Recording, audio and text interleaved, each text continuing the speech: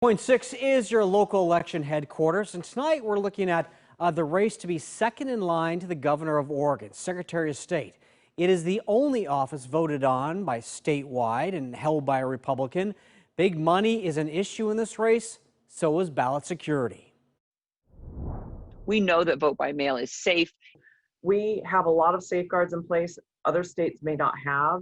Both Senators Shemia Fagan and Kim Thatcher agree Oregon's vote-by-mail system is secure. But Thatcher would like to do a review of every step of the elections process to make sure, after hearing concerns from President Trump's supporters. Both candidates support changing Oregon's vote-by-mail deadline. One option, to allow ballots postmarked on Election Day to still count, like in Washington.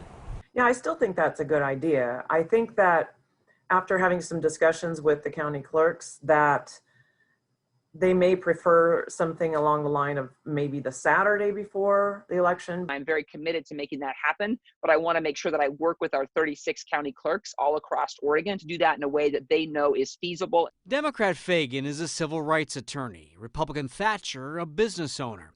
Each supports Measure 107 on the November ballot to limit the amount of money contributed to campaigns. Worked with both parties to pass campaign finance reform. Fagan has made the money issue part of her campaign ads while collecting a lot of her biggest donations from labor unions.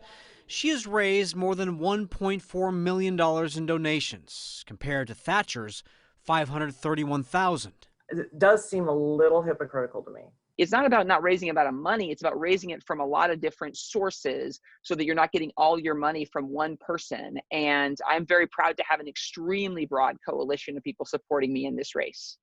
Thatcher is trying to follow in the footsteps of the late Secretary of State Dennis Richardson, who became the first Oregon Republican to hold statewide office in decades before his death last year.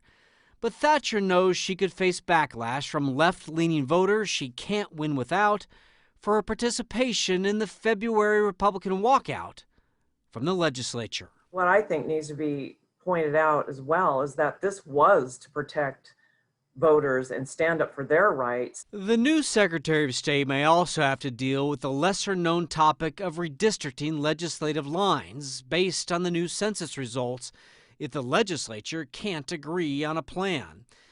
Both candidates would establish nonpartisan committees to do the task, and both agree the office needs to be independent. I have a dedication to making it a nonpartisan office. I fight for those policies because I'm pro-democracy. So both told me they're not looking at this office as a stepping stone to the governor's mansion. As you heard, they agree on many things, and I find it difficult to find significant differences in their goals, though each has plenty of criticism for their opponents and their voting history in the legislature.